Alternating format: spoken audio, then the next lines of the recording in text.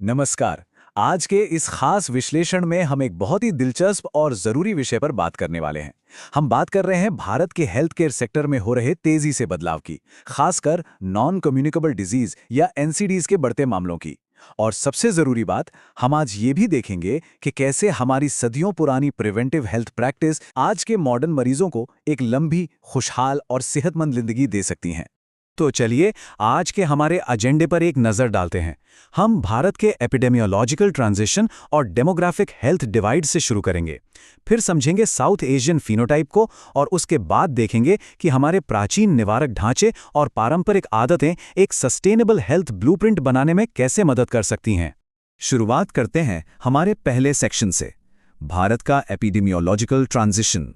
अब जरा इस डेटा को देखिए। ये आईसीएमआर का डेटा है और ये साफ दिखाता है कि इस्केमिक हार्ट डिजीज और डायबिटीज के मामले देश में कितनी तेजी से बढ़ रहे हैं। और पता है सबसे बड़ी चिंता की बात क्या है?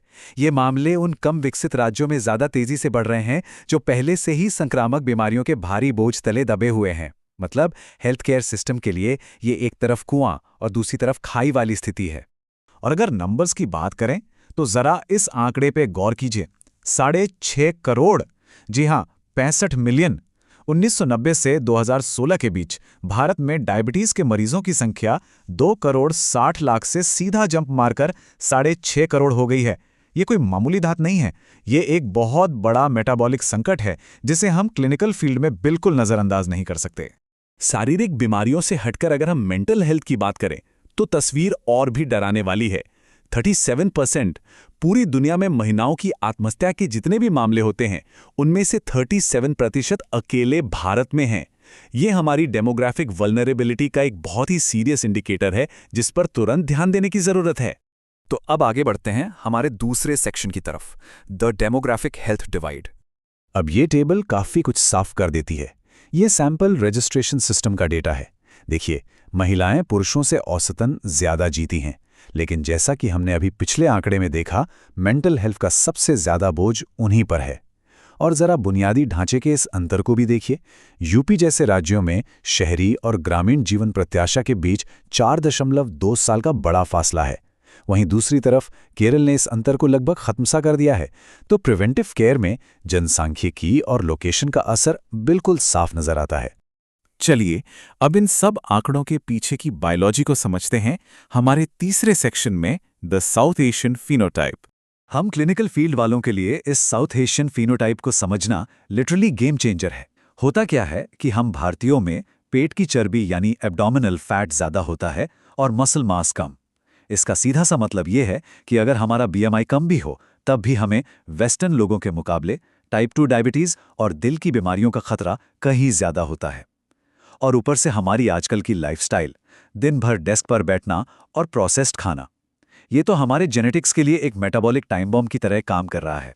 तो अब एक बहुत ही अहम सवाल उठता है कि क्या हमारे पास इसका कोई ठोस उपाय है? क्या हमारी सदियों पुरानी स्वास्थ्य प्रथाएं और जीवन शैली इस मॉडर्न मेटाबॉलिक संकट को दूर करने में हमारी मदद कर सकती हैं? और इस सवाल का जवाब हमें मिलता है हमारे चौथे सेक्शन में, प्राचीन निवारक स्वास्थ्य ढांचे। अब दिनचर्या और ऋतुचर्या जैसे शब्दों को सुनकर ऐसा लग सकता है कि हम किसी पुराने जमाने की बात कर रहे हैं, लेकिन असल में ये बहुत ही साइंटिफिक और प्रोएक्टिव फ्रेमवर्क्स हैं।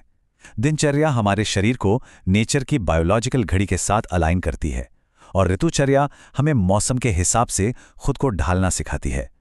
क्लिनिकल नजरिए से देखें तो इन दोनों का मेन टारगेट यही है कि बीमारी शुरू होने से पहले ही हमारा डाइजेशन यानी अग्नि सही रहे और शरीर से आम यानी विषैले तत्व बाहर निकल जाएं। अब आते हैं पांचवें सेक्शन पर, पारंपरिक दैनिक आदतों को अपनाना। अब जरा इन आदतों पर नजर डालिए। ब्रह्म मुहूर्त में उठना, ये हमारी सर्कैडियन रिदम और इम्यूनिटी को स्ट्रॉन्ग करता है, ये इसके फायदे हैं। लेकिन इसका एक कौन या नुकसान कह लीजिए, ये है कि आज की भागदौड़ भरी जिंदगी में इन सब को एक साथ हर रोज करना काफी अव्यावहारिक हो सकता है। हालांकि जीभ साफ करना और ऑयल पुलिंग जैसी चीजें ओरल हेल्थ के लिए साइंटिफिकली प्रूवन है।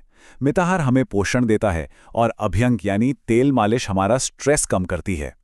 तो यहां सबसे क्रूशियल पॉइंट क्या है? वो है प्रैक्टिकलिटी। देखिए, आज के कॉर्पोरेट वर्कर के लिए रोज सुबह 4 बजे उठना मुमकिन नहीं है, और अगर वो ऐसा जबरदस्ती करेगा भी तो उस स्ट्रेस से फायदे की जगह नुकसान ही होगा।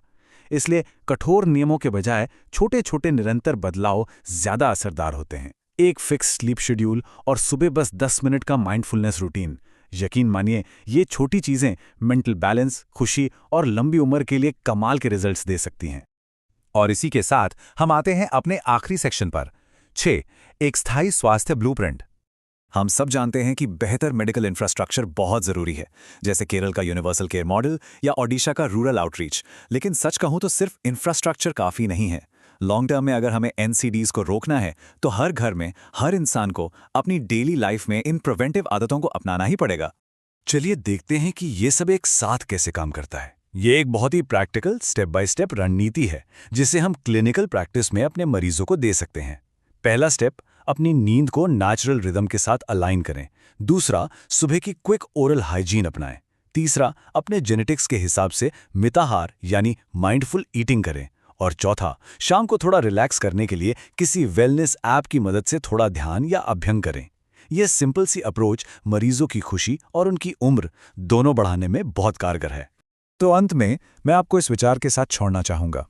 मॉडर्न मेडिसिन और डेटा ने हमारी उम्र तो बढ़ा दी है, ये तो सच है, लेकिन क्या हमारी ये पुरानी आजमाई हुई आदतें उस लंबी उम्र में असली जान, असली सेहत नहीं डाल सकती? बिल्कुल डाल सकती हैं। आधुनिक डेटा और पारंपरिक ज्ञान का यही बैलेंस भविष्य के हेल्थ केयर की असली चाबी है। इस विश्लेषण में मेरे साथ जुड़ने के लिए आपका बहुत बहुत धन्यवाद।